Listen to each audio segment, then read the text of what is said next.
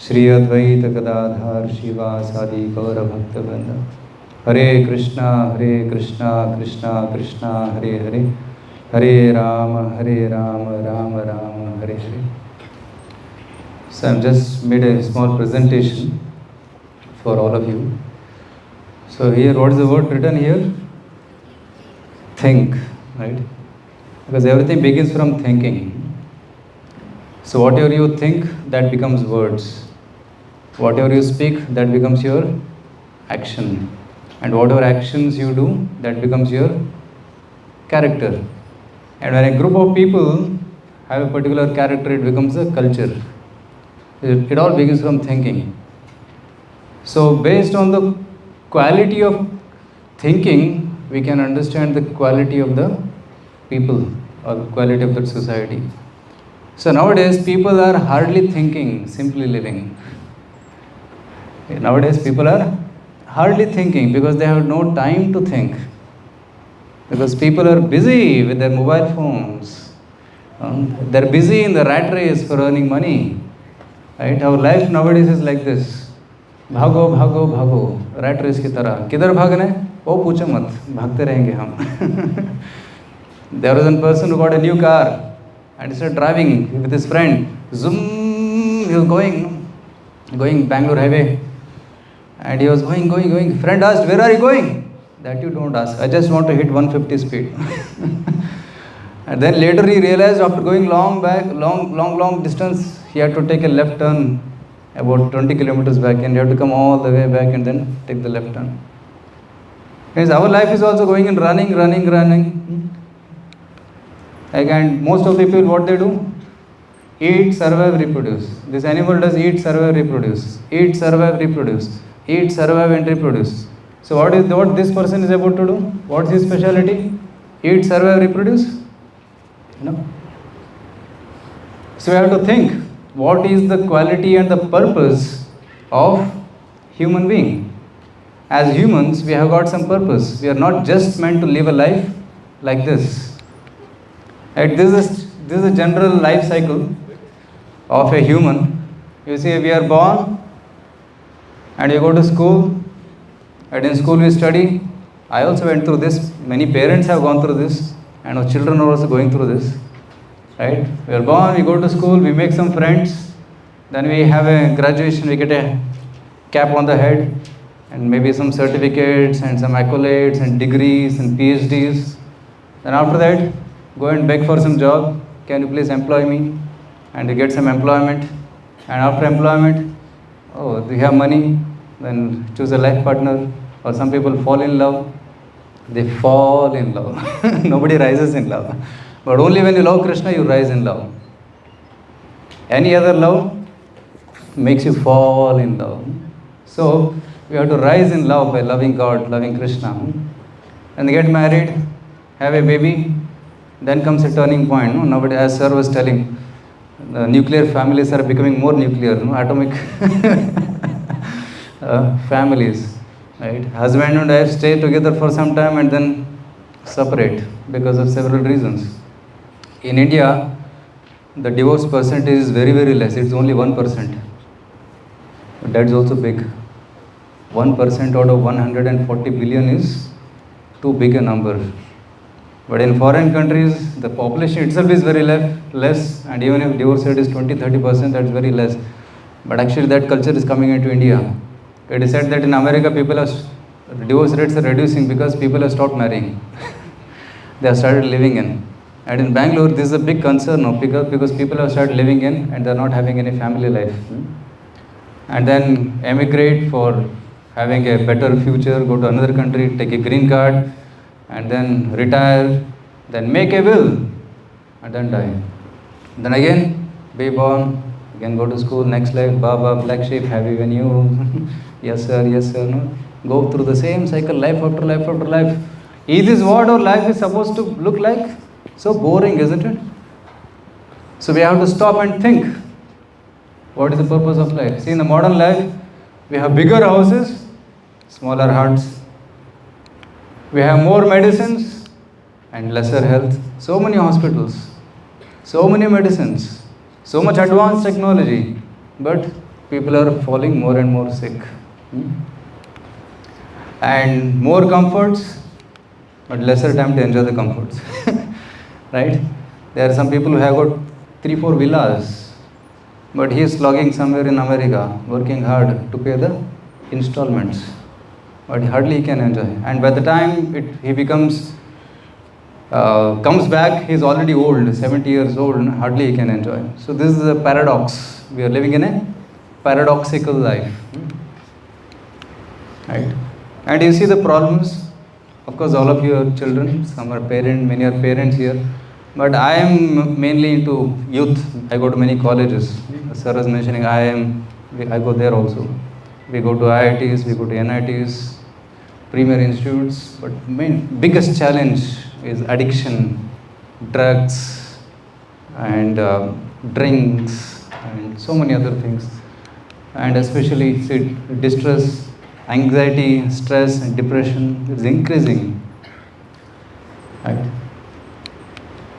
And number of suicides is increasing. As the time is progressing, it is further increasing. So that's the nature of this world. So what is going wrong? Where are we going wrong? That's the question to be asked. Although we are advancing in technology, advancing in knowledge, advancing in the systems of education, advancing a lot, but something is going wrong, something is missing. Okay? And as I think our Kulkarni sir was telling that when you go to temples, hardly there are any children or youth there. There are mainly elderly people. So I think that is a missing link. The spirituality, the spiritual awareness among the younger generation is reducing. So it's a time to revive it. Just a couple of days back, I was giving a seminar on Indian knowledge systems in one of the engineering colleges in Bangalore. And I was surprised to know that many of the youths don't know the glory of India. The number system 0 to 9 was invented in India. Ayurveda was invented in India. The first surgery was done in India. Metallurgy came from India. Aeronauticals, Vaimanika Shastras came from India. Algebra, quadratic equations, transforms equations, they all came from India. Pythagoras theorem, of course you may call it as Pythagoras theorem, but it was from our Indian series here. So that's the glory of India. The Indian culture, the Bharatiya culture was spread from Iran, Afghanistan, Pakistan, the current India, up to Indonesia, the southeastern countries. It was Akhanda Bharata just 5,000 years ago. That is the country from where we are from. But somehow, the missing link is we are forgetting the roots.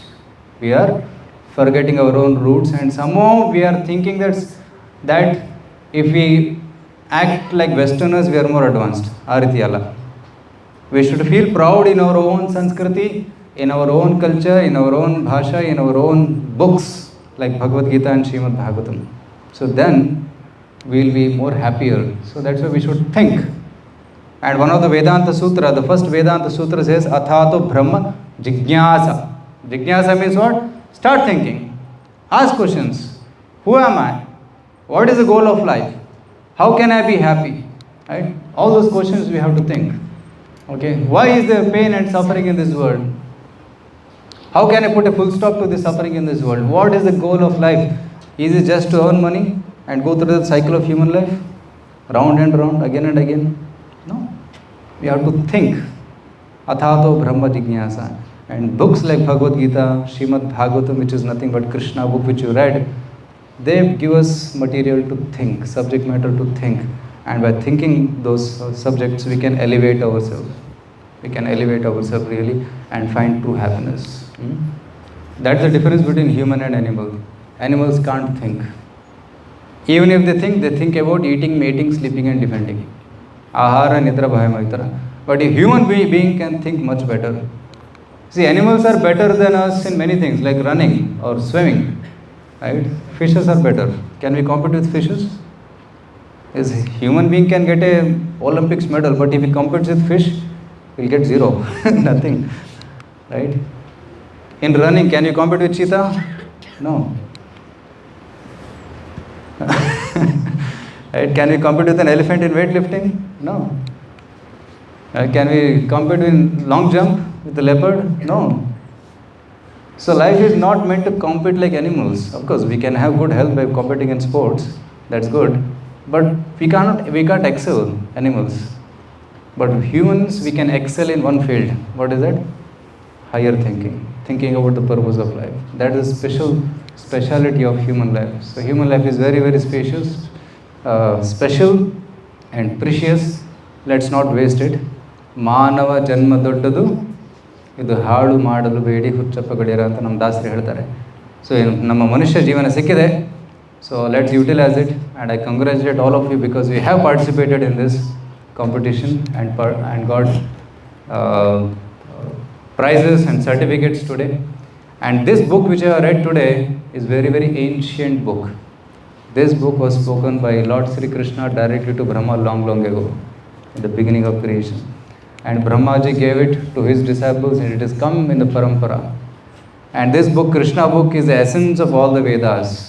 It is said that there are so many Shrutis and Smritis, and Srimad Bhagavatam is there in the 18 Puranas.